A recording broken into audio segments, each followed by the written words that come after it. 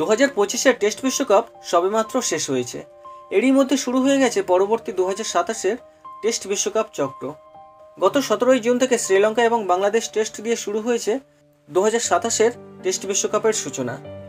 20 জুলাই থেকে শুরু হওয়া ভারত ইংল্যান্ডের টেস্ট সিরিজটিও পরের টেস্ট বিশ্ব চ্যাম্পিয়নশিপের অন্তর্গত। আগামী 2 বছর এই চক্রে কোন দেশ কতগুলি টেস্ট খেলবে আইসিসি প্রকাশ করে দিল সেই সূচি।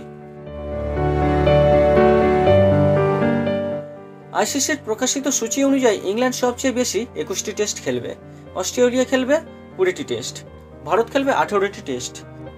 এর পরে রয়েছে নিউজিল্যান্ড। এই চক্রে নিউজিল্যান্ড খেলবে 16টি টেস্ট, দক্ষিণ Africa 14, West Indies 14, Pakistan 13, Sri Lanka এবং বাংলাদেশ সবচেয়ে কম 12টি করে টেস্ট খেলবে।